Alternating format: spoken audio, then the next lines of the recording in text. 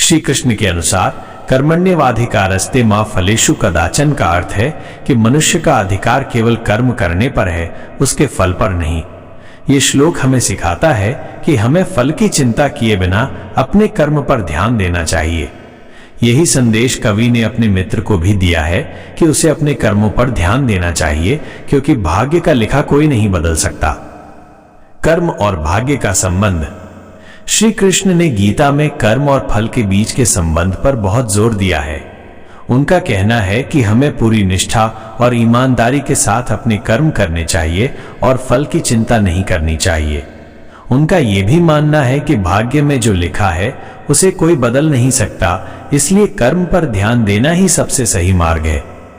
कवि ने भी अपने मित्र को यही सलाह दी है कि वो भाग्य के भरोसे न बैठे बल्कि अपने कर्मों पर ध्यान दे। कवि का मानना है कि भाग्य को कोई नहीं बदल सकता, इसलिए हमें अपने कर्मों को सही दिशा में ले जाना चाहिए। अन्य महत्वपूर्ण विचार। जो होता है अच्छे के लिए होता है। श्री कृष्ण के अनुसार जीवन में जो कुछ भी होता है वो किसी न किसी अच्छे कारण से ही होता है, इसलिए हमें हर परिस्थिति में धैर्य और शांति बनाए रखनी चाहिए। मनुष्य को अपने कर्मों पर ध्यान देना चाहिए। श्री कृष्ण ने बार बार यह समझाया है कि मनुष्य को अपने कर्मों पर ध्यान केंद्रित करना चाहिए, न कि उनके फल पर। उनका मानना है कि कर्म ही हमारे भविष्य का निर्माण करते हैं। सत्य और ईमानदारी का मार्ग अपनाना चाहिए। श्री कृष्ण ने हमेशा सत्य और ईमानदारी के मार्ग पर चलने की बात कही है। उनका मानना है कि जो व्यक्ति इन मूल्यों का पालन करता है उसे अंततः सफलता जरूर मिलती है। ये सभी विचार मनुष्य को कर्म, भाग्य और सत्य के महत्व को समझाते हैं। कई वेबसाइटों के अनुसार ये संदेश आज भी उतने ही प्रासंगिक हैं और हमें सही रास्ते पर चलने की प्रेरणा देते हैं। ब्रह्मा का लिखा और भाग्य की लकीर। भाग्य का लिखा कोई टाल नहीं सकता और ईश्वर द्वारा दिया गया हक कोई छीन नहीं सकता।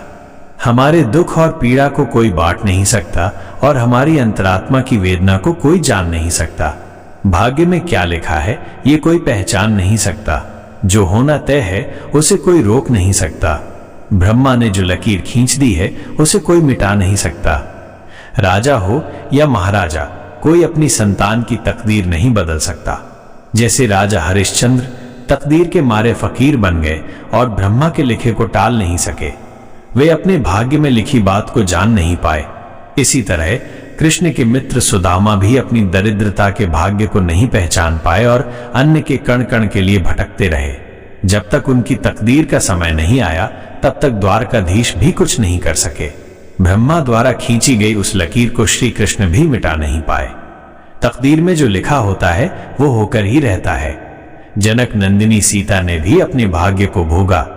वो जनक की राजकुमारी थी और स्वयंवर के बाद अयोध्या की महारानी बनी, लेकिन उनके भाग्य में वनवास का योग था, इसलिए वो महलों का सुख नहीं भोग सकी। उनकी तकदीर में चीरहरण भी लिखा था। रावण का वध राम के हाथों होना था और लंका का दहन हनुमान के हाथों। सीता एक पवित्र नारी थी, फिर भी तकदीर ने उन्हें कलंक की गुड़िया बना दिया। रावण की परछाई से कलंकित होकर सीता अपने प्राणों से भी प्यारे राम और बच्चों को छोड़कर अग्निकुंड में अपने अस्तित्व को मिटा देती हैं। हमारे माता पिता हमारे जन्मदाता हैं, लेकिन हमारे कर्मों के दाता ब्रह्मा ही हैं। ब्रह्मा द्वारा खींची गई लकीर को कोई मिटा नहीं सकता और तकदीर में जो लिखा है उसे कोई टाल नहीं सकता। अगर आपको ये सुविचार अच्छा लगा तो लाइक जरूर करें और कमेंट में जय श्री कृष्ण जरूर लिखें।